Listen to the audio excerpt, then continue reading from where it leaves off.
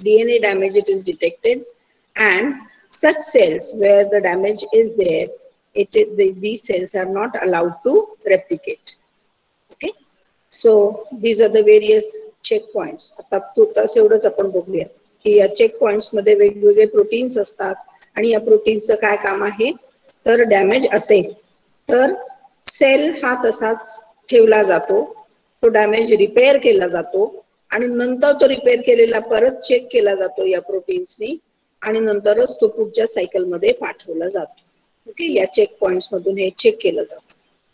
Okay, सो हे कशामध्ये झालं होतं, हे नॉर्मल सेल्स मध्ये झालं. डू फॉलो, या सगळ्या गोष्टी नॉर्मल सेल्स मध्ये होतात. ना decision to divide or not. Okay, म्हणजे डिव्हिजन करायची का नाही करायची हे मगाशी मी सांगितल्याप्रमाणे कशावरती अवलंबून आहे, तर या चेक पॉइंट्स वरती अवलंबून आहे. बरोबर आहे. तर काही ठराविक एक्झाम्पल्स मी घेतलेले आहेत. Example P53 protein. Okay, now this is a protein which is produced by a tumor suppressor gene. P53 protein, tumor repressor gene. तर ट्यूमर रिप्रेसर हे याच्यात कशात आहे की शब्दातच त्याच्या येतं बघा, tumour repressor, the gene the products of which are responsible for repressing the tumor, repressing the tumor. So P53 protein, it is produced by a tumor repressor gene, and this P53 protein, it detects the damage of the DNA, and this P53 protein, it is responsible for stopping the progression of the cell and it starts the repair of the DNA. हे normal cells मध्ये केलं जातं. हे एक example मी तुम्हाला घेतलंय की protein कोणता check करतो डीएनए झालंय की नाही, तर त्यातला खूप महत्वाचा प्रोटीन कोणता आहे, तर P53 प्रोटीन. उदाहरणार्थ आता एखादा सेल जर आहे त्याचं म्युटेशन झालंय, काही केमिकल म्युटेशन्सला तो एक्सपोज झालाय सेल किंवा युव्ही लाईटला एक्सपोज झालेला आहे आणि त्याच्यामध्ये म्युटेशन झालेले आहे. पण हे म्युटेशन्स जे आहेत ते अनेक इतर रिपेअर मेकॅनिझम्सनी पण रिपेअर होतात, पण एक्सेसिव्ह म्युटेशन्स झालेलं असेल तर P53 प्रोटीन काय करतो, तो P53 प्रोटीन हा एक्सेस किंवा हा प्रोड्यूस केला जातो आणि तो चेक करतो की प्रोटीन म्युटेशन्स जे डीएनए रिपेअरचे आहेत, आणि मग त्याचं आणखीन एक वेगळं मेकॅनिझम आहे P53 प्रोटीनचं सुद्धा की कोणतं रिपेअर मेकॅनिझम तो काय म्हणतो इन्व्हाइट करतो, कोणत्या रिपेअर मेकॅनिझमला सिग्नलिंग करतो P53 प्रोटीन मॉलिक्यूल. तर आपण असं म्हणूया की P53 protein molecule it stops the progression of the cell and it starts the DNA repair mechanisms. आणि मग ते रिपेअर मेकॅनिझम खूप डिटेल मध्ये कसे होतात हे इथं नाही बघायचं. रिपेअर मेकॅनिझमचा वेगळा एक पार्ट असतो, त्याच्यामध्ये हे आपण तो चॅप्टर वेगळा आहे. ओके, तर इथे तुम्ही फक्त एवढं लक्षात ठेवूयात आपण की P53 protein molecule it is produced to check whether the DNA in the cells which are under cell division or which may not be also in the cell division, the DNA, whether it is intact DNA or whether the DNA is mutated or not, it is checked by this P53 protein molecule. And the cell is in the cell cycle, P53 stops the progression of the cell cycle. कोणत्याही फेजला इथे जर DNA जर mutated दिसला तर अनेक protein molecules पैकी हा P53 molecule हा महत्वाचा प्रोटीन मॉलिक्यूल आहे की जो काय करतो, म्युटेशन्स आहेत you stop, you are not allowed to, it is just like a gate pass. जसं तुम्हाला कॉलेजच्या गेटवरती तुम्हाला आय कार्ड असेल तरच काका सोडतात. आताची गोष्ट वेगळी आहे की तुम्ही आता घरी बसून तुम्ही लेक्चर्स ऐकता, पण ज्यावेळेला तुम्ही कॉलेजमध्ये असता, कॉलेजमध्ये येता, त्यावेळेला तुमचं आय कार्ड चेक केलं जातं की नाही. तसंच आहे की P53 मॉलिक्यूल काय करतो की सेल मधला डीएनए आहे ना व्यवस्थित, okay, then the cell is allowed to go through the cell cycle, division त्याचं होऊ शकतं. पण सेलचा डीएनए जर थोडा जरी म्युटेड असेल आणि जास्त म्युटेटेड असेल तरी सुद्धा P53 मॉलिक्यूल काय करतो, तर P53 मॉलिक्यूल त्या सेलला थांबवतो, पुढे त्याचं प्रोग्रेशन होऊ देत नाही आणि वेगवेगळ्या मेकॅनिझम्सनी वेगवेगळे सिग्नल्स देऊन हा P53 मॉलिक्यूल हा स्वतः डीएनए रिपेअर करू शकत नाही, हा सिग्नलिंग करतो दुसऱ्या मॉलिक्यूल्सला, डीएनए रिपेअर मेकॅनिझम्सना, आणि हे मेकॅनिझम्स पिक्चर मध्ये येतात. डीएनएचं रिपेअर होतं. अनेक प्रकारचे डीएनएचे डॅमेजेस असतात, तुम्ही बघितलेले म्युटेशन्स अनेक प्रकारचे होतात. SYBAC ला तुम्ही पाहिलेले म्युटेशन्स. तर ज्या प्रकारचं म्युटेशन असतं त्या प्रकारचं रिपेअरिंग होतं आणि नंतरच फक्त असा रिपेअर्ड सेल, रिपेअर्ड डीएनए फक्त तुम्हाला प्रोसीड करण्याची परवानगी असते. तर या चेक पॉइंट्स मध्ये एक एक्झाम्पल घेतलं आपण P53 protein molecule. So if DNA repair it is impossible. समजा आता P53 मॉलिक्यूलने डीएनए रिपेअर केलेला आहे की त्याच्या तो कक्षेत बसतोय की जेवढा P53 molecule protein molecule produce होतोय आणि तो तेवढ्या प्रमाणात डीएनए हा डॅमेज झालेला आहे, असं जर असेल तर त्या कंडिशन मध्ये म्युटेशन एवढ्या प्रमाणात आहेत की P53 जो प्रोटीन मॉलिक्यूल आहे त्याच्या कक्षेत बसतं ते, की किंवा त्याच्या काय म्हणायचं त्याला त्याला झेपतंय की डीएनए एवढ्या प्रमाणात रिपेअर आहे तर मी एवढा डीएनए रिपेअर करू शकेन, अशी कंडिशन असेल तर तो रिपेअर निश्चितपणानं करतो आणि नंतर तोच सेल, रिपेअर्ड सेल जो आहे तो पुढे डिव्हिजन साठी जाऊ शकतो. पण कधी कधी काय होतं या केसमध्ये डीएनएचं रिपेअर डीएनए डॅमेज इतक्या हाय अमाऊंट मध्ये असतं की नाव the amount of P53 protein that is produced, it is unable to repair the DNA. म्हणजे डीएनए एक डीएनए ची लेंथ आपल्याला माहिती आहे, पण जेवढे म्हणून नायट्रोजनस बेसिस असतील ते मॅक्झिमम डॅमेज झालेले जर असतील तर तेवढ्या प्रमाणात P53 मॉलिक्यूल सिंथेसाइज होत नाही. जेवढा P53 मॉलिक्यूल सिंथेसाइज झालेला आहे त्याच्या कंट्रोलच्या बाहेर जातं. एवढा high amount of DNA damage repair करणं, आणि मग अशा कंडिशन्सच्या वेळेला काय होतं की when it is impossible for the repair of the DNA, it is impossible for all the protein molecules to repair the DNA. Now it is ensured that the cell should undergo apoptosis or programmed cell death. That is, now the cell can no longer replicate. म्हणजेच काय की असा cell जो आहे तो cell जर खूप damage झालेला सेल आहे आणि P53 मॉलिक्यूल जो आहे तो काय करतो, स्टॉप करायला बघतोय त्याला की नाही, की आता रिपेअरिंग तर होणारच नाही, तू सेल सायकल मधून पण जाणं शक्य नाहीये, पण रिपेअरिंग होणार नाही म्हणून P53 मॉलिक्यूल काय करतो, आणखी दुसरा एक मेकॅनिझम आहे अपोप्टोसिसचं, तो इन्व्हाइट करतो आणि असे सेल्स की ज्याच्यामध्ये खूप म्युटेशन झालेलं आहे अशा सेल्सला P53 मॉलिक्यूल मुळे त्यांनी सिग्नलिंग केल्यामुळे काय होऊ शकतं तर सेल डेथ होऊ शकते. अशी cell, that type of a cell which has extensive DNA damage, it is unable to enter inside the cell cycle. It does not proceed through the cell cycle to produce daughter cells with a similar type of damage. हे तर थांबवलं जातच, शिवाय such cells with excessive DNA damage are now subjected to programmed cell death, which is also known as apoptosis. मग एवढे सगळे functions आहेत बघा P53 protein molecules. Okay, so stopping of the cell cycle and stopping of the cell from living itself, म्हणजे cell ही जगण्यासच प्रतिबंध केला जातो. अशी सेल ज्याच्यामध्ये खूप म्युटेशन्स आहेत त्या वेगवेगळ्या किलिंग मेकॅनिझम्सनी सेल डेथ केली जाते. तर हे कशामुळे होतं, तर एक प्रोटीन जो आहे P53 प्रोटीन मॉलिक्यूल आहे. आता हे नॉर्मल सेल्स मध्ये झालं, आलं लक्षात, की नॉर्मल सेल्स मध्ये P53 मॉलिक्यूल इंटॅक्ट आहे. नॉर्मल सेल्स मध्ये जर डीएनए डॅमेज जास्त झाला तर P53 molecule can take care of this normal cell and kill the normal cell.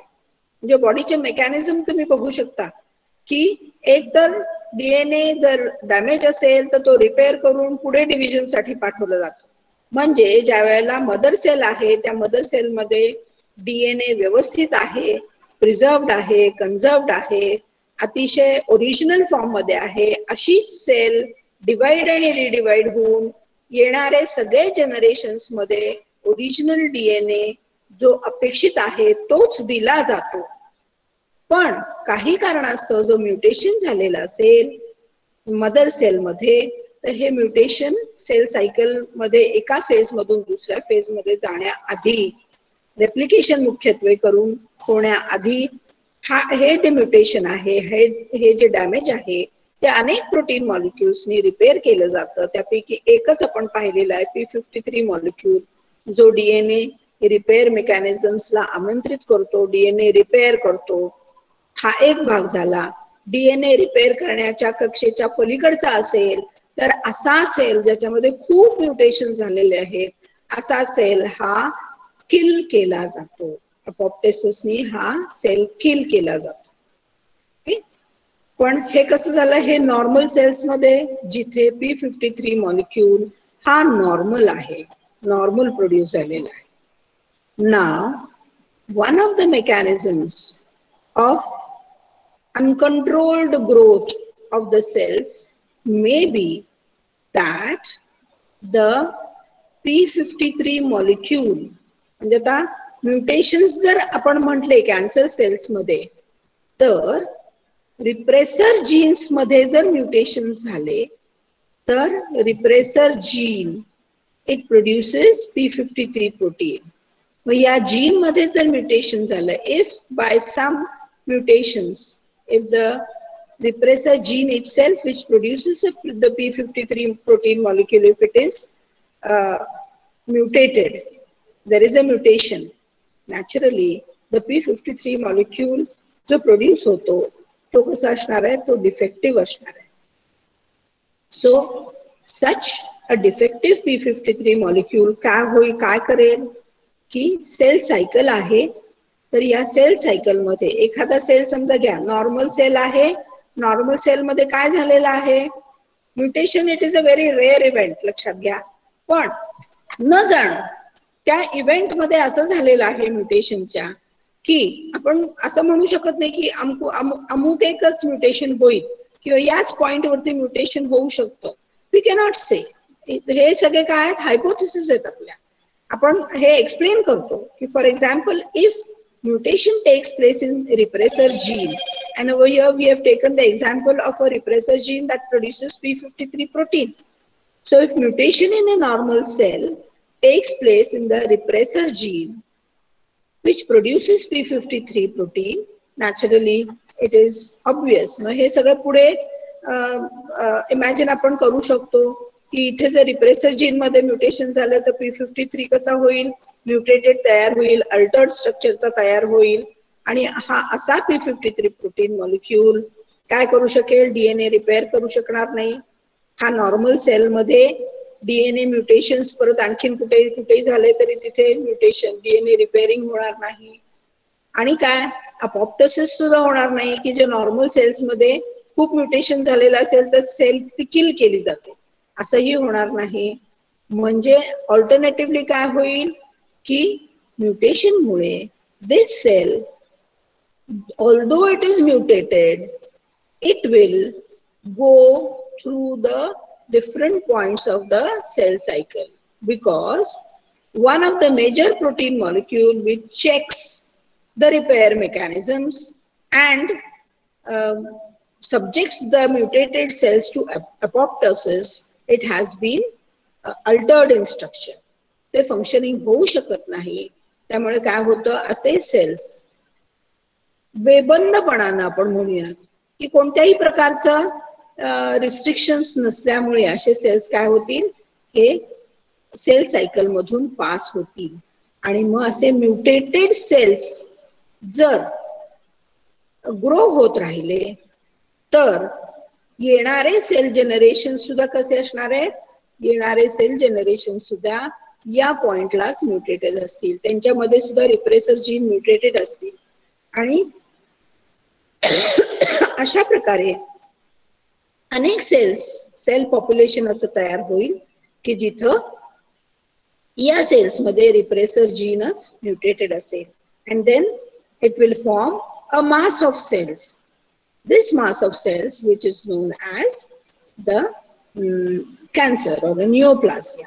So one of the reason, अशी अनेक कारण आहेत, अनेक ठिकाणी म्युटेशन्स मुळे सेल सायकल ही कंट्रोल मध्ये ठेवू शकत नाही, कंट्रोल प्रोटीन्स हे कंट्रोल करू शकत नाही. त्याच्यापैकी हा एक आहे, that is mutations in p53. It is one of the reasons of causing the neoplasia. Next is cyclins. So as I told you that cyclins, these are the proteins.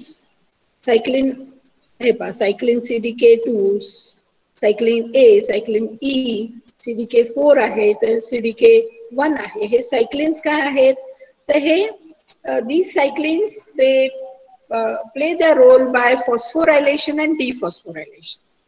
तर त्याचे mechanisms वेगळे आहेत. हे काय करतात की सिग्नलिंग हे करतात की division करायचं की नाही, हे फॉस्फोरायलेशन आणि डिफॉस्फोरायलेशननी सेलला अटॅच होऊन हे सिग्नलिंग दिले जातात. तर अशा प्रकारचे जे सायक्लिन्स आहेत, so these proteins that control the cell progression bye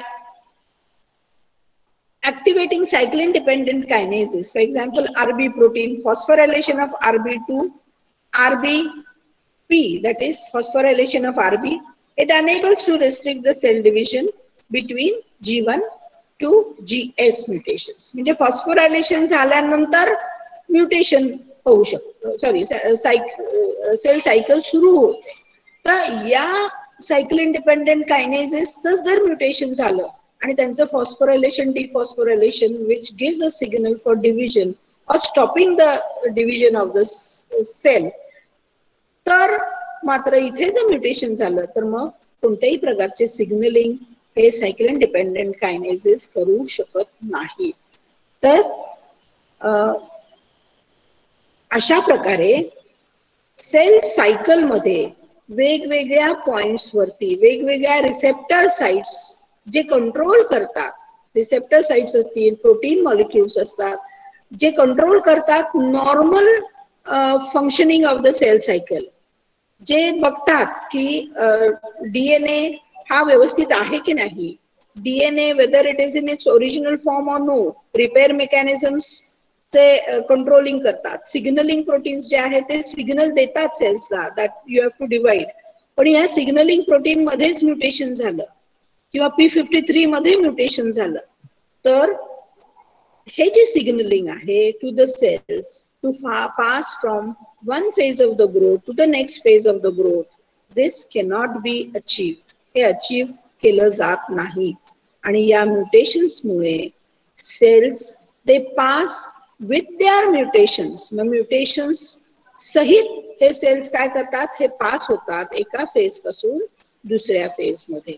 आणि naturally such cells with mutations, they are responsible for the carrying out or they are responsible for uncontrolled cell division, and mass of the cells which is produced, it is known as the neoplasia or cancerous cells. So this is about the cell division and its correlation with the transformation of a normal cell into a cancerous cell. Okay.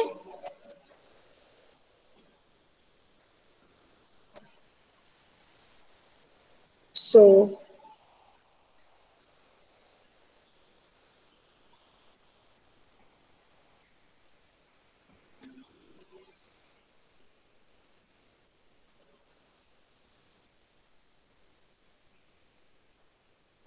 So all of you,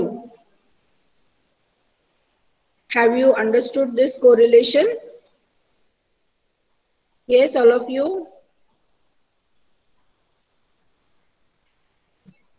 Yes, ma'am. Okay. आणखीन काही पाहिजेत का? 3 chats आहेत. Okay. Just I will see what you have chatted. Recording चालू नाही. Okay okay, ठीक आहे. जेवढं रेकॉर्डिंग झालंय तेवढं होईल. आता काय त्याला इलाज नाहीये. Okay. So how many of you there? 52, 53. Don't leave, please. Leave होऊ नका आताच. आताच लगेच leave होऊ नका. तर have you understood the lecture, all of you? Today's presentation? Write and tell me.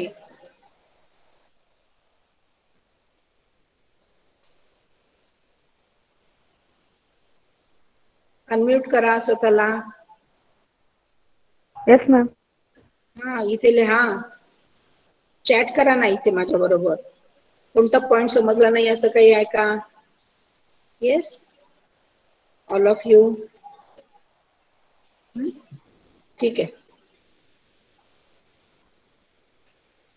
हो मॅम, समजी. ओके. साक्षी पवार. येस मॅम नको, नुसतं येस मॅम म्हणू नका. हो, अंडरस्टूड का नाहीये हे म्हणा. ओके. All of you. बऱ्याच जणांकडून अपेक्षित आहे चॅट्स मध्ये. ओके. चला, आतापर्यंत आपले बरेच लेक्चर झालेले आहेत आणि बरेच पॉइंट्स पण कव्हर झालेले आहेत. बरोबर आहे? Yes, all of you. आता पुढच्या लेक्चर पासून आपण काय सुरू करूयात? हायपोथेसिस ऑफ कॅन्सर सुरू करू आपण.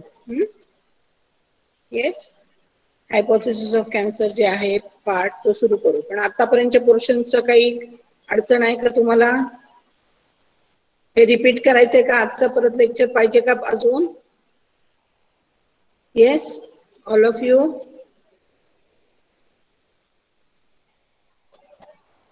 परत एकदा घ्यायचंय का लेक्चर? पीपीटी सेंड करा. कुठं सेंड करू? आपण एक ग्रुप करू आपला टीवायचा. No need of repetition. Okay. Yes, ठीक आहे. गुड. तुमच्याकडे आता माझ्या पहिल्या लेक्चर पासूनचे काही स्क्रीनशॉट्स वगैरे काढलेत का तुम्ही? आपले लेक्चर्स तसे बरेच झालेत. आता 5-6 लेक्चर्स तरी झाले असतील, हो की नाही? बोललं तरी चालेल ना.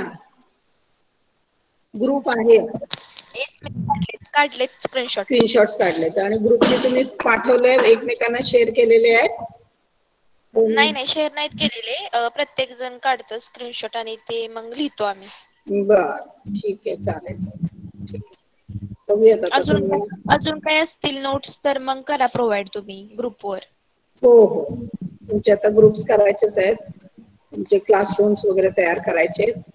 तिथे तुम्हाला आणि हे पण करू आम्ही तुम्हाला काय म्हणायचं, ई बुक्स पण अवेलेबल करून देऊ. ई ओके. बुक्स मध्ये सुद्धा तुम्हाला पुस्तक आता रेफर करा. असं काही आपण रुटीनली नोट्स देणं वगैरे असं किती होईल? म्हणजे रुटीन कॉलेज सुरू असताना कसं आपण कॉन्टॅक्ट मध्ये असतो, हो की नाही? आणि नोट्स आपल्याला सहज मिळणं शक्य असतं.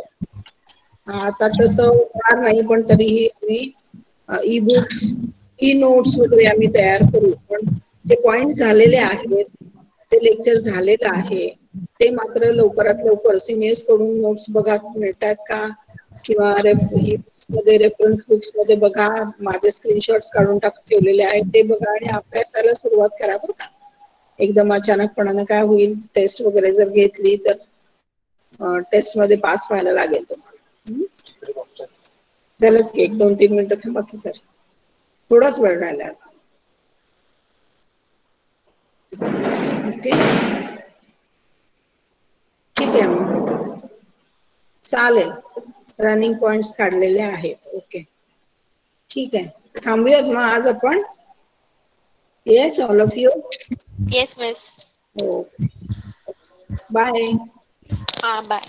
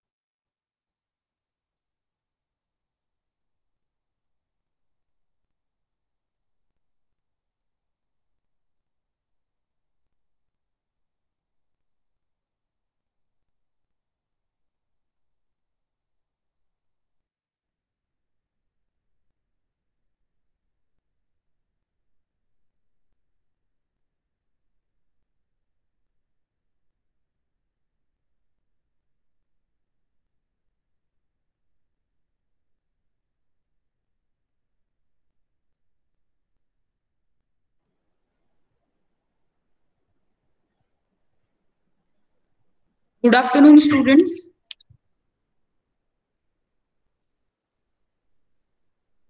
Am I audible to all of you? Yes, ma'am.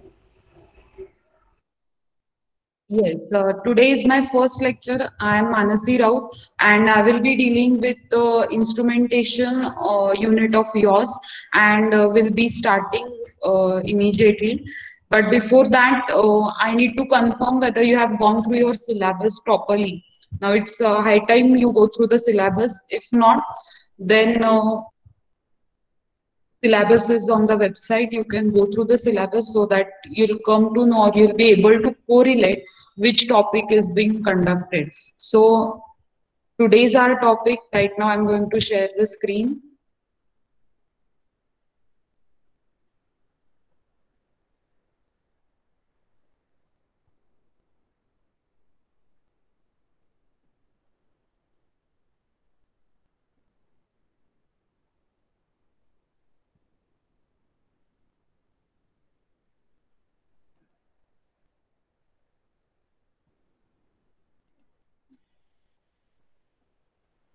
Is the slide visible to all of you?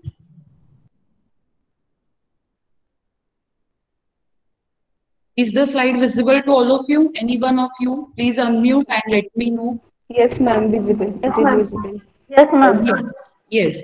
So we are going to start with the topic instrumentation today. And if you have gone through the syllabus, you might have come across that elective papers, any of the elective papers, agricultural microbiology, cell biology of prokaryotes, and medical microbiology, whichever paper you choose.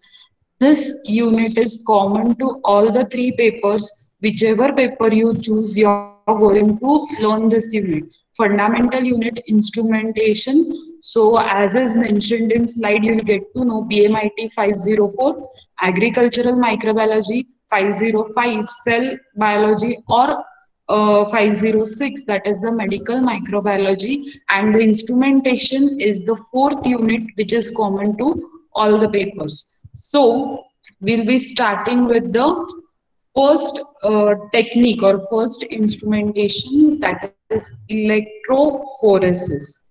Am I audible and clear to all of you? Yes, ma'am. Okay, if I might be going fast, please let me know so that we can modulate the speed. Okay, so you might have come across this term electrophoresis, but before starting it, in this unit, we are going to go through electrophoresis first technique. Then in electrophoresis, we are going to study paper electrophoresis and PAGE, that is polyacrylamide gel electrophoresis. Next technique is chromatography technique, in which we are going to go through thin layer chromatography, paper chromatography. Then we are also going to learn UV visible spectrometry, spectrophotometry, and atomic absorption spectrophotometry. So these are the four instrumentations as of for this semester, first semester of yours, and one by one we are going to learn them. So electrophoresis, as the slide depicts the picture over here, we shall start with it. Now basically electrophoresis या टर्मकडे येण्याआधी आपण हे बघणं गरजेचं आहे की आपण ह्या सगळ्या टेक्निक्स का शिकायच्या. We are microbiologist or we are the people learning life science, and in life science biomolecules are fundamental. Yes, so proteins, enzymes, carbohydrates, amino acids, whatever we are learning in the life sciences, everything has base in all these biomolecules. And in order to understand various reactions, biochemical pathways, we need to go through the structure and function and role of these biomolecules.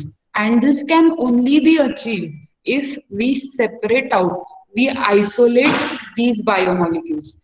So all these techniques, some way or another, they are aiding us, they are helping us to to separate these biomolecules, to characterize these biomolecules, and they are in a way are enabling us to characterize, to help us, they are helping us, all these techniques, to get to know the proper role of all these biomolecules in the biochemical pathways, in all the cellular functions that take place in all the life forms, may it be prokaryotes, may it be eukaryotes. So all these techniques are very fundamental, not just from our aspect, but from students of all life sciences. Not just that you are studying microbiology, so you need to know in despite of your subject, all the students, they need to know or have information about these techniques. And so this chapter has been introduced into your syllabus. So moving on to electrophoresis, as is mentioned in the slide. Electrophoresis is electrokinetic phenomenon. Electrokinetic phenomenon म्हणजे काय? Kinetic नावातच आहे, movement आहे. So electricity movement phenomenon, electricity move होते, movement of electricity, and such is electrophoresis. Under the influence of moving electricity, phenomenon or activity which occurs in the moving electric field. So that is electrophoresis.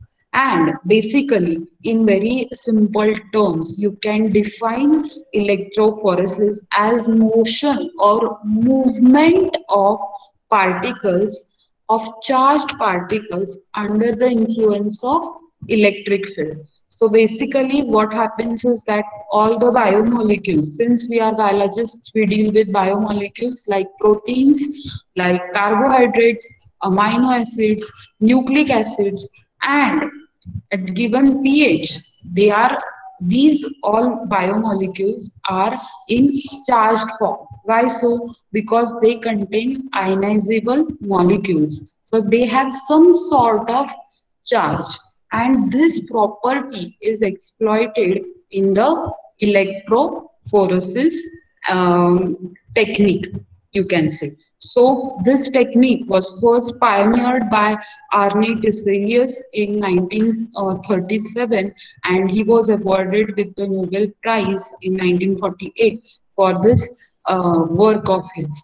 And this electrophoresis technique, as is discussed, is used for separation of biomolecules like proteins, amino acids, nucleic acids, carbohydrates, and on what basis? They are separated on the basis of molecular weight, they are separated on the basis of charge, their shape, and size. So this is somewhat history or introduction of electrophoresis. We are now going to go through the principle of electrophoresis. But before that, I would like to know, are you getting खूप fast होतंय का? तुम्हाला समजतंय का सगळ्यांना? Any one of you unmute yourself and let me know. Poonam, Shraddha, Sayukta, Sakshi. समजतंय ma'am. It's okay with the speed. Okay. Okay, fine. If not, let me know so that we can revisit the topic. Okay. So, yes.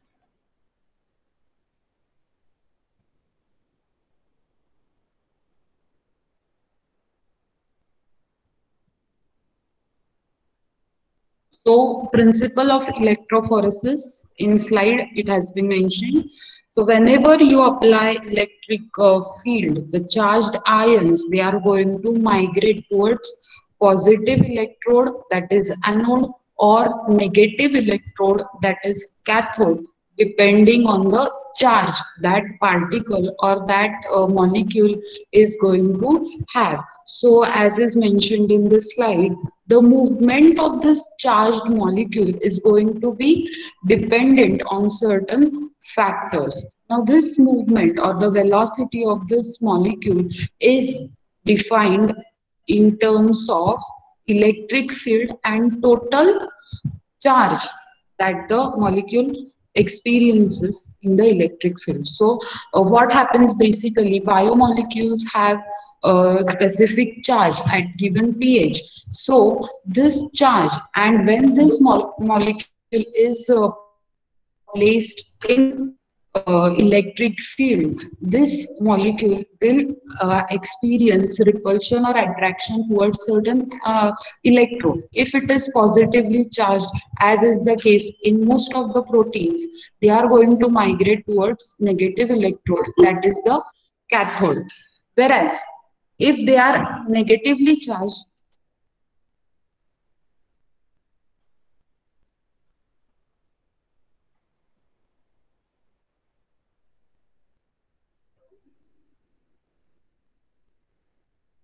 yes, if the molecules are negatively charged, they are going to go towards anode, as is the case in DNA molecules. Since they are negatively charged, they migrate towards anode. So, basic principle, the velocity of this charged molecule is uh, represented as V is equal to EQ upon F, whereas wherein E is the electric field in volts per centimeter. आता electric field कसं काय होणार आहे, तुम्ही 12th पर्यंत बघितलं असेल किंवा you have come across this term electric field. It is the applied voltage per distance. So when V is the voltage potential difference across the electrode, then the electric field can be given as voltage divided by potential difference divided by the distance. So this is the term electric field that is experienced by the charged molecule. And Q coulomb तो force आहे, entire force आहे त्या charge particle वरचा, जे charge particle त्या electric field मध्ये move होते. So EQ is the total force, wherein Q is the net electrical charge on that molecule. So EQ, this term, is the total force which is driving that molecule through the electric field. And F is the frictional coefficient. What is frictional coefficient? J medium आहे, जे support medium, it is going to retard or it is going to resist the movement of charged molecule. And so velocity, speed जे आहे ते ह्या resistance मुळे कमी जास्त होणार आहे. सो कसं ते डिपिक्ट केलेलं आहे, velocity, that is movement in one direction of any charged molecule, is depicted as the electric field and net charge, which is electric field and net charge divided by the frictional coefficient. Basic principle wherein we can see that the mobility, that movement of any charged particle when electric field is applied, is influenced by its net charge. It is influenced by the electric field that is applied, and it is also influenced by the friction that the molecule experiences when it travels through this medium. So this is the basic principle, and if you see the mobility of charged particle in an electric field is expressed as electrophoretic mobility, which is denoted by mu, and it is defined as velocity per unit electric field. त्याचमुळे खाली equation मध्ये कसं दिलेलं आहे, mu is equal to V by E,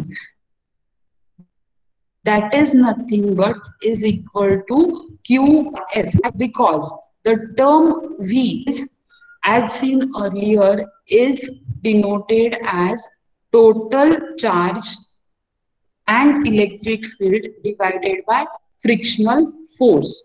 So when you equate these equations, ultimately you observe that the electrophoretic mobility is influenced by Q, that is the net charge of the molecule, and the frictional force that the charged molecule experiences in the medium. So now what happens is that rate of migration, which is in the electric field, it is influenced by strength of that electric field, the size and shape of that molecule, net charge of that molecule, ionic strength, viscosity and temperature of medium.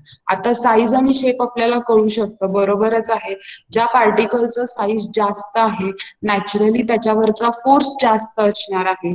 त्याच्यावरचा force जास्त असला की त्याला resistance खूप असणार आहे. So large molecules are going to tend to move slowly in the electric field. Similarly, smaller molecules will experience little force and little resistance, and so they are going to move at a greater speed in the electric field. Similarly, you might have questioned what about the molecules having same net charge? Now, molecules which have same net charge might differ in their molecular weight. So, size can be different even though the charge is same. So they are going to separate based on their molecular weight. Similarly, particles having same molecular weight, they are going to have different charges as well. So they are going to separate based on the differences in their charges. So accordingly, separation is achieved. These properties of particles are exploited in this technique of electrophoresis. Their shape, their charge, their overall net charge shape, as well as ionic strength, and another aspects like viscosity of the medium, the stickiness of the medium, the resistance of the medium, as also the temperature of the medium, they influence the migration or movement of that particular molecule when it is placed in the electric field. So we are going to go through certain types of electrophoresis. I hope till now you might have understood what is actually electrophoresis. Nothing but the separation of molecules based on charge when electric field is applied. So electrophoresis, it can be performed in one plane, that is one dimensional, or two planes, that is two dimensional. One dimensional is more commonly used in case of separation of proteins and nucleic acid, whereas 2D or two-dimensional electrophoresis is used for characterization of two proteins or physiochemical properties of proteins. So resolution of proteins can be obtained with highly sophisticated electrophoretic techniques. Now, when we are going to go through electrophoresis, we need to know what are the components that are used for carrying out any kind of electrophoresis. So up till now, you might have come across the terms pH, you might have come across the terms buffer in this discussion. So medium also plays a very important role. So common supporting mediums are cellulose acetate, agarose gels, polyacrylamide gels that are commonly used for electrophoresis. In this, we are going to firstly go through paper electrophoresis and then agarose gel electrophoresis. But before that, we shall discuss these common mediums. Now, cellulose acetate was earlier used, which is not now used very frequently. Sometimes it is used, but earlier during the times of development of this technique, continuous changes have taken place over the time as research has gone through. So cellulose acetate was initially widely used as a supporting medium.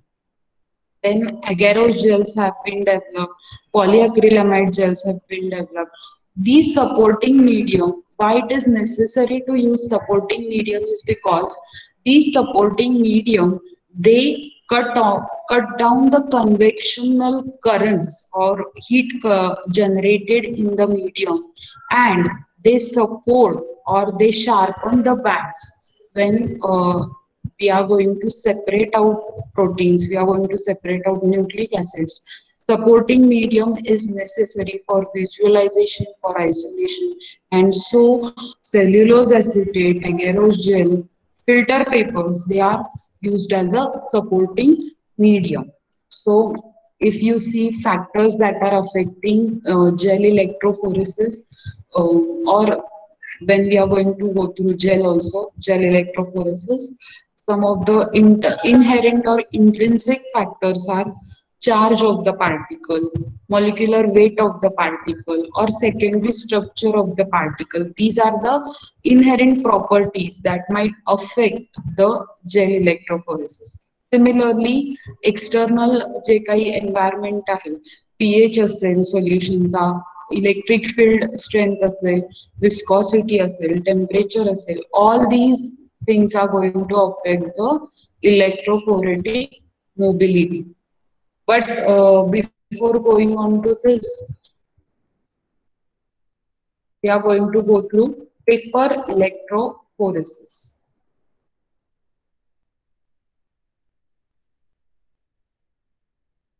So this is a very primitive kind of technique. Earlier, during the early developmental stages of this entire electrophoresis technique,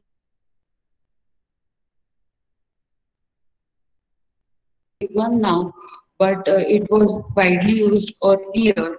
Very inexpensive kind of technique, and the supporting medium used is that of filter paper, Whatman filter paper you can see. So depending on the pore size, the filter paper is used.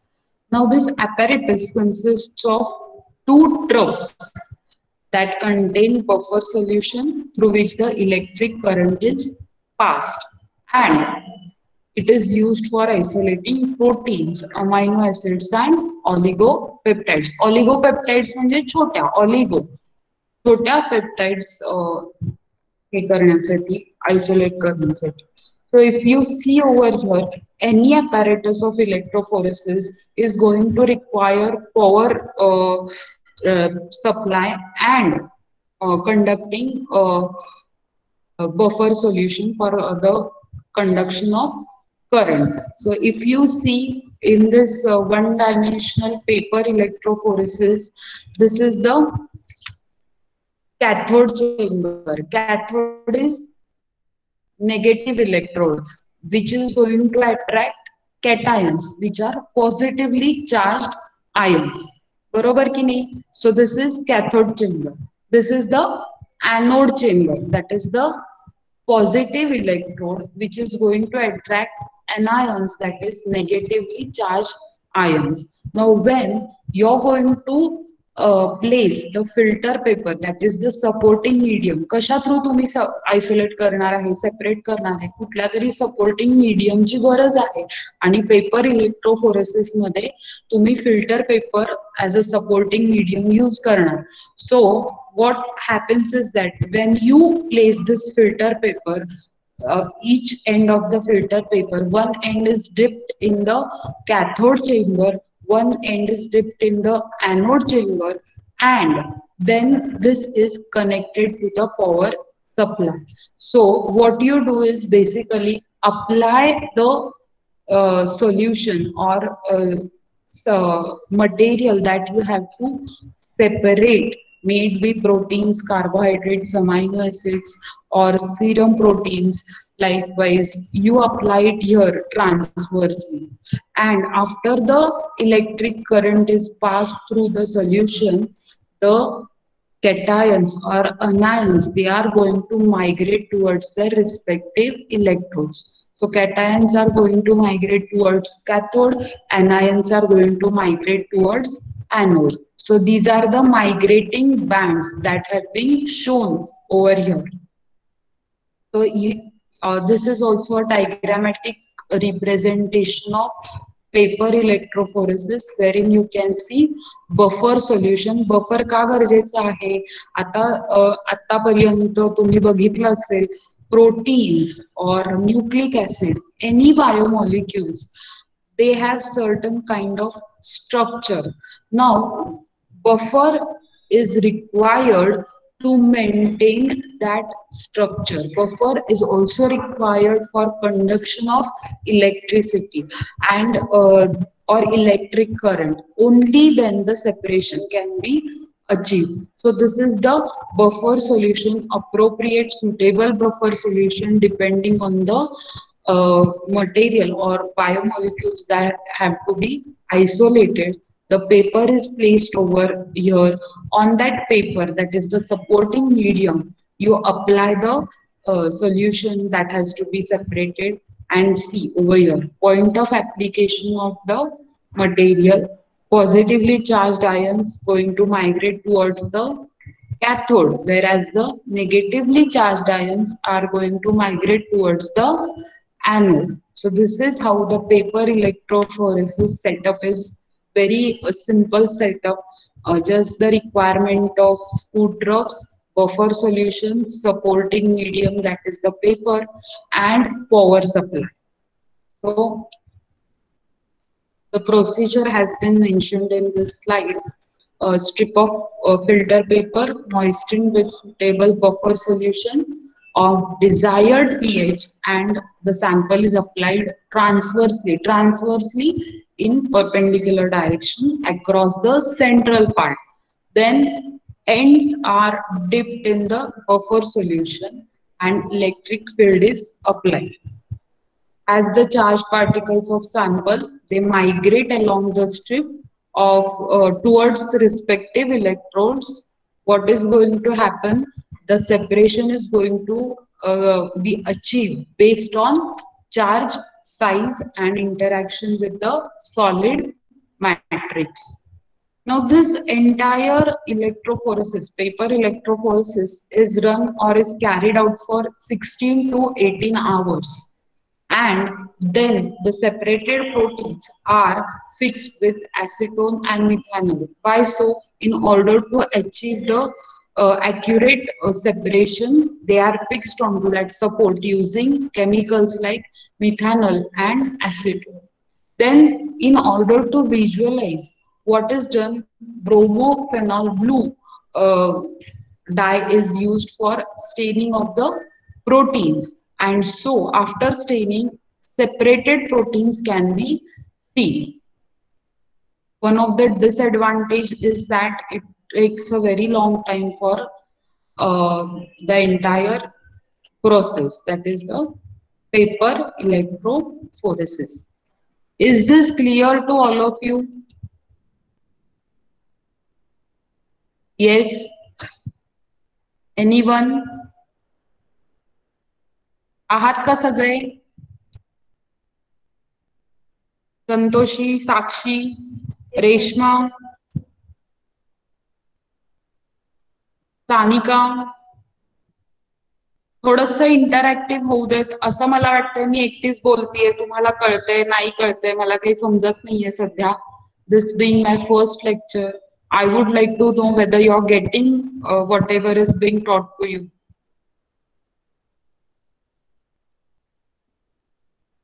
Yes, anyone? संयुक्ता आहेस का बाळ? पूनम? हो ma'am, आहे. Yes, yes, yes. So, not being able to see all of you, there is some kind of apprehension that whether you're getting or no. But okay, fine. We are going to go forward with gel electrophoresis now.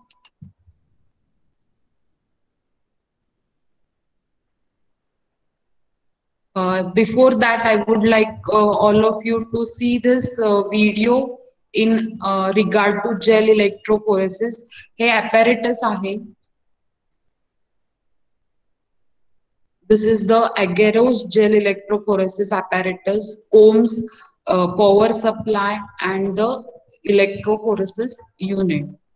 So this is the entire thing that we operate in the lab. But before that, let's see one video.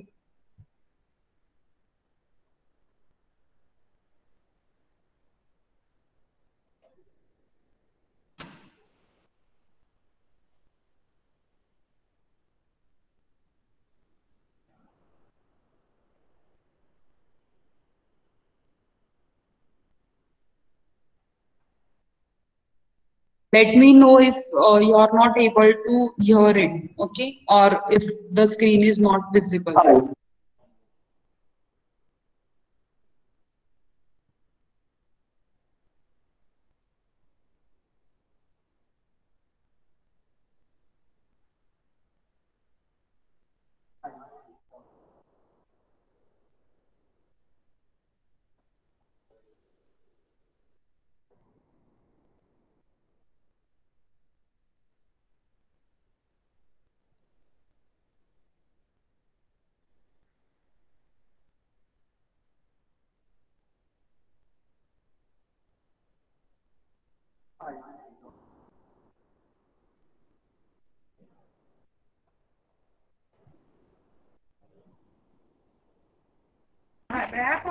Ma'am,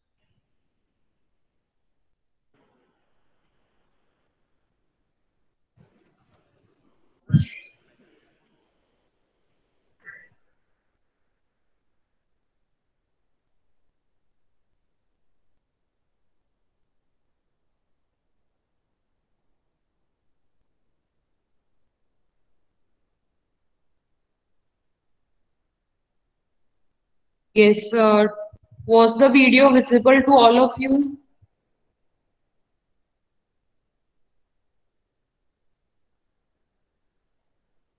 Am I audible? Was the video visible to all of you?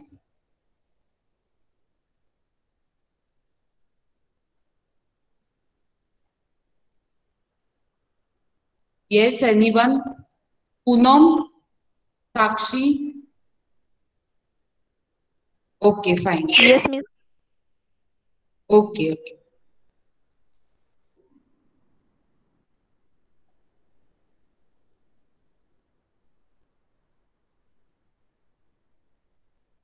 Okay, so now moving on to after paper electrophoresis, we have gone through paper electrophoresis. Now we are going to go through agarose gel electrophoresis.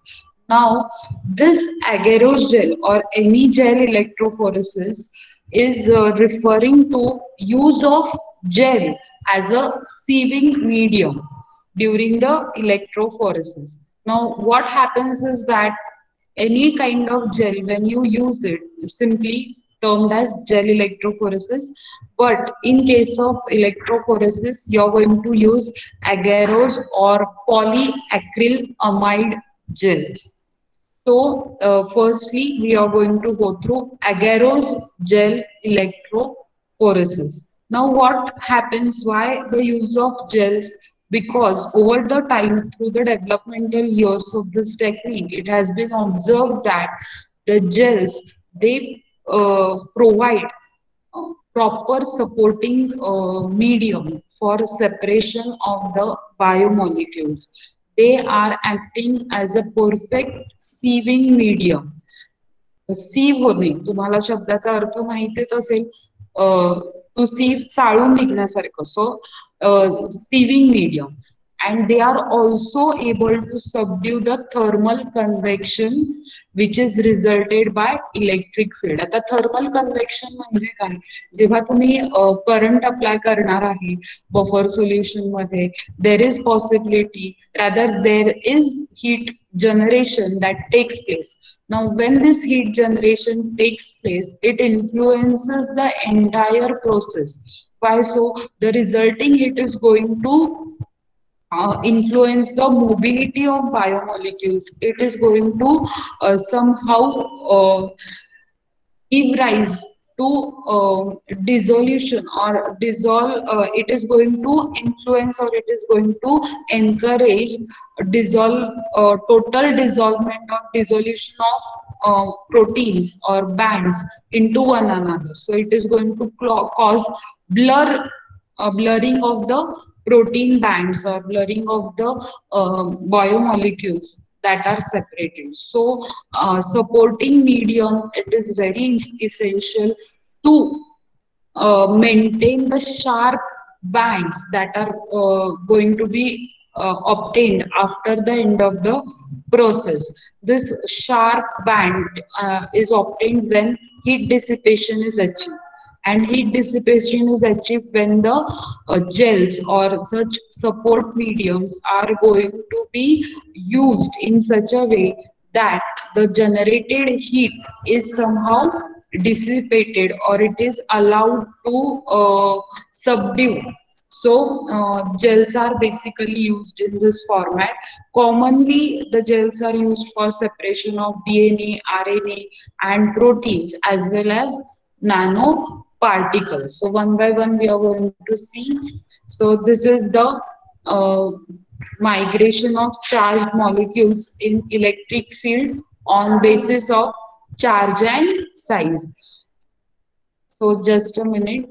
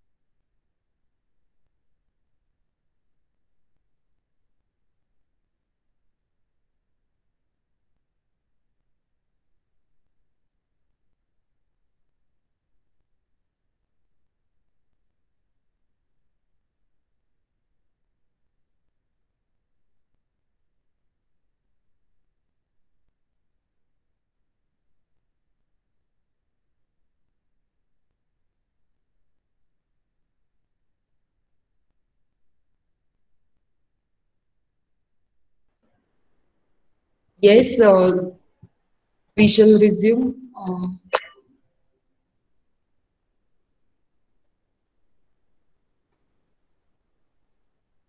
So, as is discussed earlier also, longer molecules or large molecules which are going to experience uh, greater net force as well as force due to electric field and charge. This force is the driving force for migration of molecules through the electric field.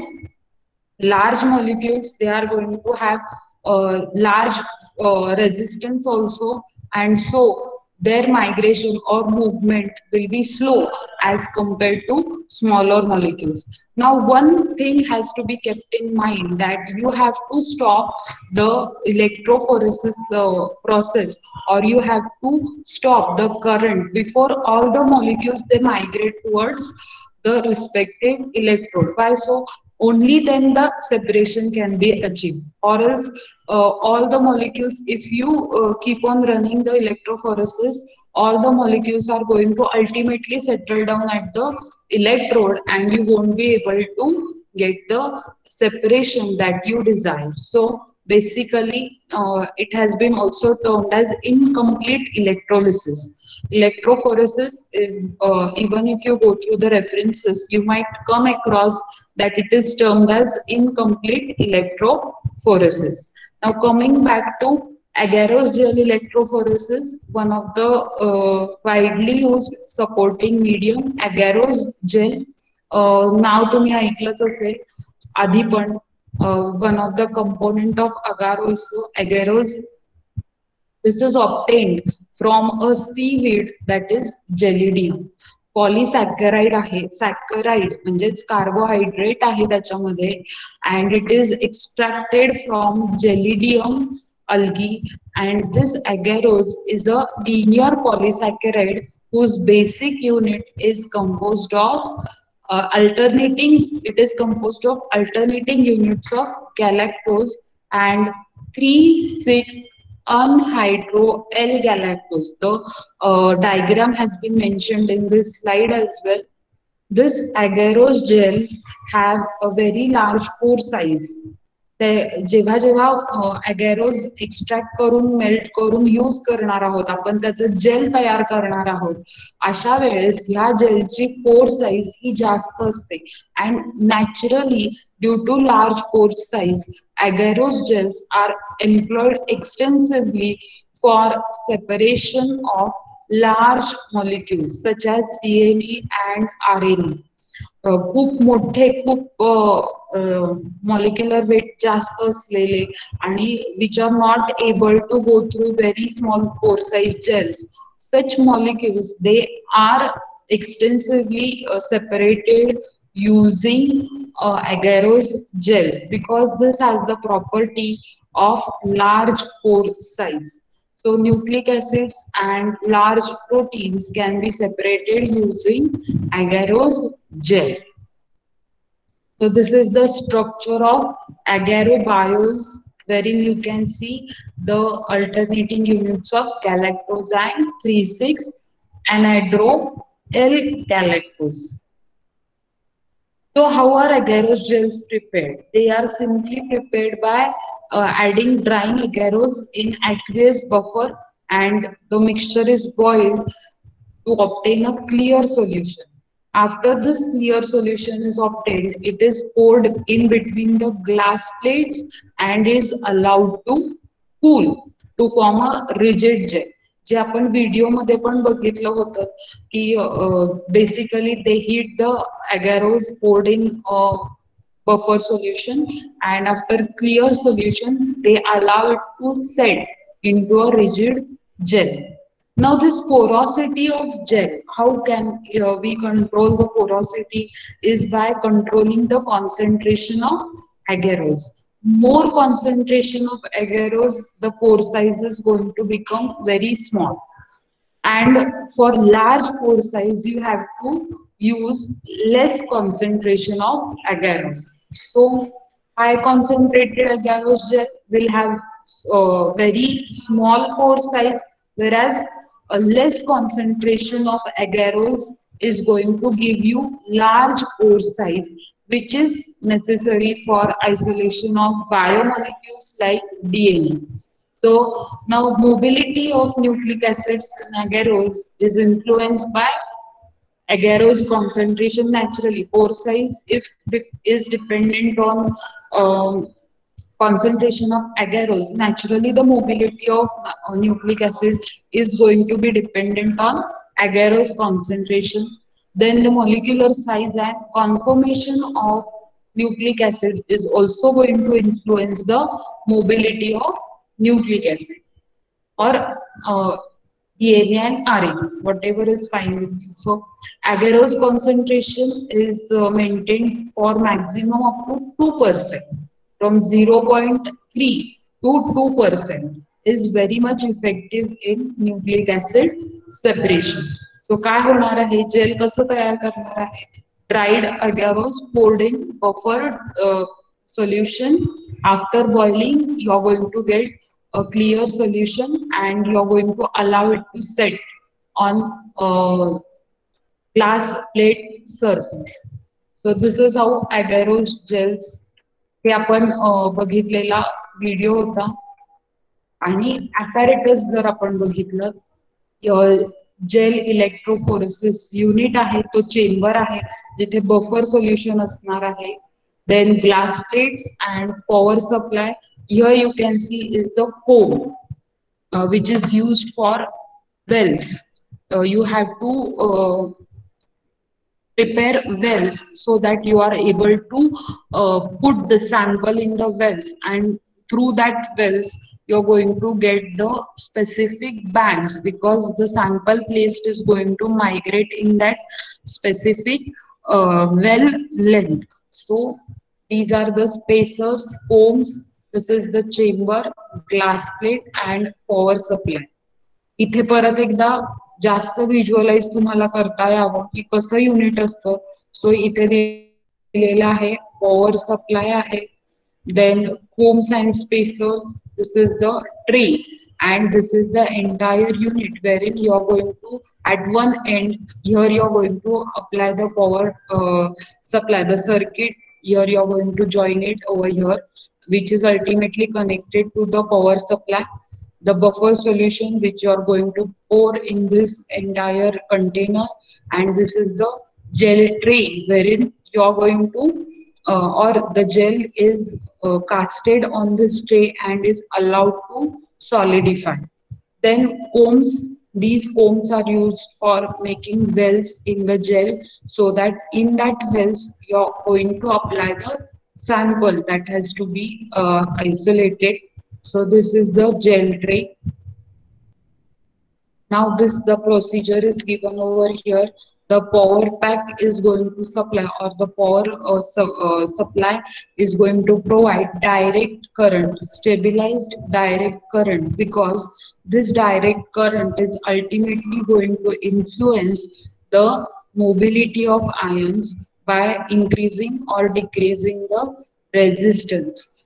So direct current is required is provided. Then these electrophoresis units are also available in vertical or horizontal gel system. The video which we have seen was of horizontal gel system that consists of electrode and buffers, reservoirs, the buffer containers. Then the two gel which is formed in two glass plates, it is clamped together and held apart by plastic spacers, and plastic comb is used to make wells. So after these wells are prepared and they are rinsed with buffer to remove the salts and any unpolymerized material. कशाचा unpolymerized? Gelचा unpolymerized material. When you are going to heat it, you are going to boil that gel, what is going to happen? Polymerization is going to occur for formation of gel. So आपण जेव्हा well तयार करतो, त्या Wales तयार व्यवस्थित झाल्यात की नाही हे चेक करण्यासाठी you are going to rinse it with buffer solution and remove the unpolymerized material, which is known as the pre-run. After this, the gel plate is clamped into place. Clamping, that is fixing of gel plate in the electrophoresis unit. Then the samples are loaded into each of the wells. After loading of samples, sample is loaded using pipette. Micro pipettes are used for loading of samples, and defined volume of samples is loaded and kept in the wells, and then the buffer is poured over it and the voltage is applied. So when the bands move towards opposite end, voltage is turned off and gel is removed from electrophoresis unit. So this is the entire procedure. Now we say that agarose gels are largely used for separation of nucleic acids, isn't it? Now, nucleic acids have negative charge. का negative charge असतो DNA, RNA were? Because they have phosphate backbone. So naturally, overall charge on them is net negative charge. And when you are going to apply or you are going to place DNA samples into the wells, they are going to migrate towards positive electrode, that is the anode. So now when you're going to apply these DNA molecules into the wells, you're going to allow the separation, you will be seeing that all the DNA molecules are going to separate out based on their molecular weight, net charged, and they are going to migrate towards positive electrode, that is the anode. So now for this, there is requirement for of another aspect, that is the resolving buffers. नावातच आहे resolution मिळवण्यासाठी, separation मिळवण्यासाठी जे काही आपल्याला गरज असते त्या बफर्सला रिझॉल्विंग buffers म्हटलं जातं. And in case of agarose gel we use tris TAE, that is tris base acetic acid and EDTA buffer. So TAE buffer is used for resolution for agarose gel electrophoresis. So entire process, how it is going to happen is that firstly agarose gel is prepared, it is casted on the glass, then after polymerization the gel is going to turn into rigid gel slab. In this gel slab, you're going to prepare wells with the help of comb. Then this gel slab, which is on the glass tray, is going to you're going to fix it in the electrophoresis unit. And in this electrophoresis unit, you're going to pour the buffer solution. This buffer solution is necessary for conduction of electricity. The electric field which you have applied, that conduction is facilitated through this buffer. This buffer is also necessary to maintain the structure of the sample molecules, DNA, RNA, protein, amino acid. The buffer is necessary to maintain this structure as well. Then after you run it for around 45 minutes, you stop the voltage, you stop the electric supply and remove that gel. After slab or gel tray, you remove it from the container. After removing from the container, what you do is you rinse it properly. After rinsing it with a proper dye, that is the ethidium bromide. In case of agarose gel, you are able to visualize that gel dipped in the ethidium bromide dye under UV light. And in UV light, this intercalating agent, that is the ethidium bromide, is going to fluoresce or emit light, and so DNA bands or RNA bands are going to be visible to you accordingly. So इथे जे तुम्हाला picture दिसतंय, that is the agarose gel electrophoresis, and these are the bands. Orange, red coloration you will be able to observe after you stain the gel with ethidium bromide dye. So this is the entire procedure which I have explained in short, but we are going to see one by one.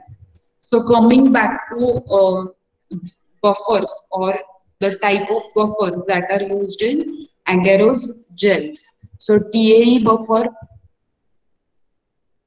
is used for resolution of nucleic acids on agarose gel, which is made up of tris-based acetic acid and EDTA. Now, tris-acetate buffer has usually a pH of 8, and EDTA, role of ethylene diamine tetraacetic acid. EDTA चा full form काय आहे? Ethylene diamine tetraacetic acid.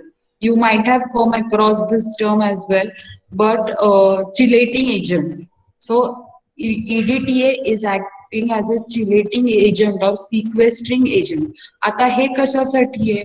जेव्हा तुम्ही nucleic acids separate करत असता किंवा करणार आहे using electrophoresis, what is going to happen is that you want to ensure that the structure of that DNA molecule is maintained. It does not get disintegrated, it does not get distorted. So buffer solution containing EDTA is going to help you to ensure that the structure of that DNA molecule is maintained. Why so? Because it might happen that the nucleases, that means the enzymes that cause degradation of DNA or nucleic acids, they can hamper the entire structure of DNA. So EDTA, what is going to do is, it is going to remove the divalent ions.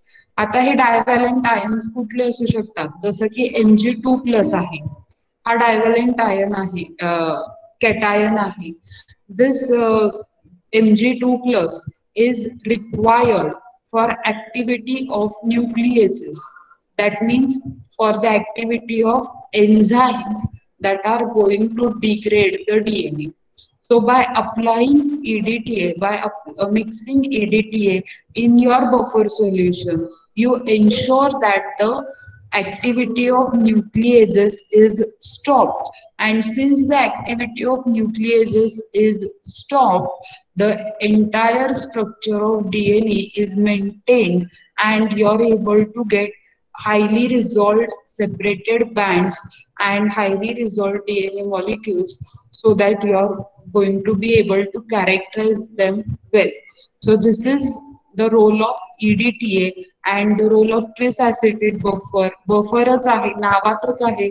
It is resisting the change in the pH, and by doing so, it is enabling for high resolution or high isolation of that DNA molecule. So TAE is used as running buffer and in casting of agarose gel. आपण आधी बघितलं agarose gel कसं बनवायचं असतं. So basically you pour you add dried agarose to a appropriate buffer असं आपण म्हटलेलं. तर तो appropriate buffer हा TAE बफरच आहे. त्यामुळे it is used for casting of agarose gel as well.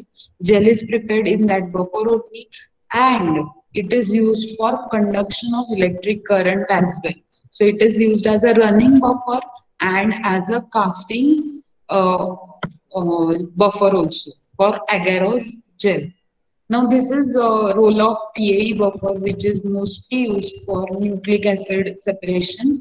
Then next one which can be used is the TBE buffer, that is tris-base boric acid EDTA buffer, that is tris-base boric acid ethylene diamine tetraacetic acid buffer, which is which can also be used for agarose gels. So after this is regarding the buffers that are used. Now, as we have gone through earlier also, after the conduction of electricity, when the particles or when the molecules are going to move through the gel, you stop the current at specific time, or say after 45 minutes, you remove the gel slab, and after removal of gel, you need to visualize that gels, and this is done by use of certain kinds of stains. Now, basically, mostly frequently used stain is that of ethidium bromide. Now, ethidium bromide is very strong intercalating agent. It is going to go and place itself between the base pairs of nucleic acids, and it is going to help us visualize the nucleic acid. बरोबरच आहे, अख्खाच्या अख्खा jail slab तुम्ही stand केल्यानंतर सगळंच jail stand होणार आहे का? तर नाही. तिथे त्या डायची, इथिडियम ब्रोमाइडची एक प्रॉपर्टी आहे की that is DNA intercalating agent.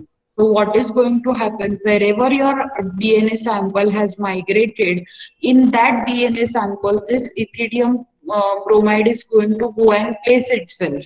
So in a way, it is going to intercalate between the base pairs of nucleic acids, and it is going to bind to that nucleic acid. So in a way, it is only going to stain that nucleic acid. So the property of ethidium bromide, one is intercalating with nucleic acid, and another property is that whenever the stain is exposed to UV light or ultraviolet light, it is going to emit light or orange red light or orange red fluorescence you are going to observe. So this property is used for visualization of DNA bands when they are separated using agarose gels. So the technique is like the gels, they are removed, and they are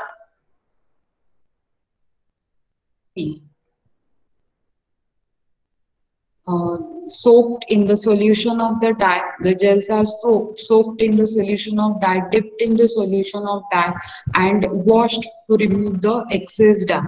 After this, the entire gel is exposed to UV light to reveal the position of bands. Now, if you see over here, exposure of gel to UV light is going to show you this way.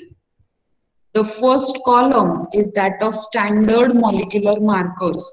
Now, whenever you are going to carry out separation of nucleic acids, what happens is that you need to have the reference to how the molecules have been separated.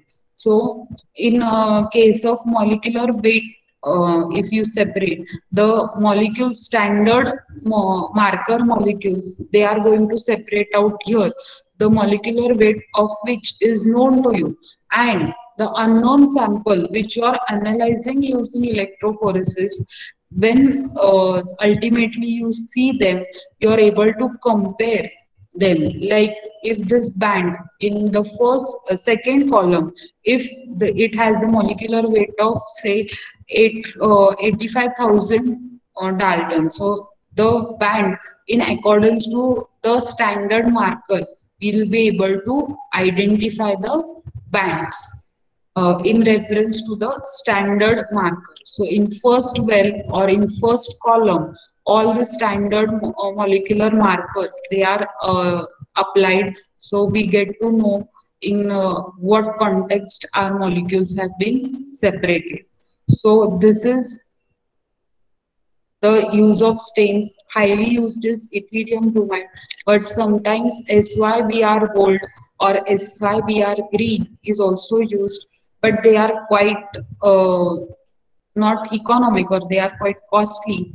And crystal violet and methylene blue can also be used, but they are not as sensitive as ethidium bromide, that is ETBR. Now, loading dye or functions of loading dye, here we are going to see picol and orange green, and sucrose and bromophenol blue, or sucrose and xylene cyanol, as well as glycerol and bromophenol blue.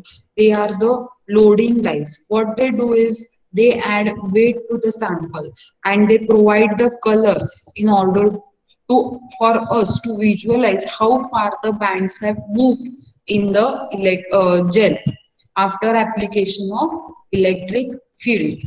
त्यामुळे त्यांना loading di म्हणतात, कारण आपण sample load करतानाच ते dies आपण mix करणार आहोत सॅम्पल बरोबर, आणि जसं जसं सॅम्पल रन होणार आहे त्या जेलमध्ये, आपल्याला ह्या लोडिंग डाईजमुळे व्हिज्युअलाइज करता येणार आहे की कुठपर्यंत ते सॅम्पल्स रन झालेले आहेत किंवा कुठपर्यंत त्यांची मोबिलिटी मुवमेंट झालेली आहे. So that is the function of loading dye, adding weight to the sample as well as enabling visualization of the sample in the gel after electric current is applied. So in all, in today's lecture, we have gone through all the aspects of agarose gel. आहात का तुम्ही सगळे? Yes, ma'am. कळाले का agarose gel? काय हा. असतं, कशासाठी करतात, कसं करतात? आकाश आहे का? आकाश फुडबांगी, हा मॅम. अक्षय लोटके, एनीवन, आशिष, कळतंय का तुम्हाला? हो मॅम कळते. Yes. If you have any doubt regarding this, do let me know. Tomorrow also we'll be having lecture. I'm going to give you the class code of Google Classroom so that you will be able to get the soft copy of this presentation over there. तर तुम्हाला Google Classroom operate करता येते का सगळ्यांना?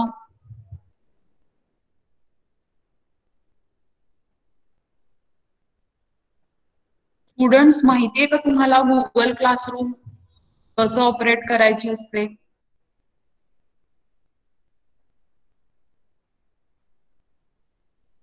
सिद्धी, साक्षी, प्रज्ञा. If you don't know, let me know so that I'll be able to tell you how you have to operate the Google Classroom so you can get access to all the soft copies. Sneha, काय म्हणतेस बाळ, सांग. माहितीये का तुम्हाला सगळ्यांना Google classroom कशी operate करायची? नाही, मी याच्या आधी कधी नाही यूज केलं. हा, तसं असेल तर आपण उद्या मी तुम्हाला सगळ्यांना सांगणार आहे, पण तुमचे जीमेल अकाउंट सगळ्यांचे असायला हवे.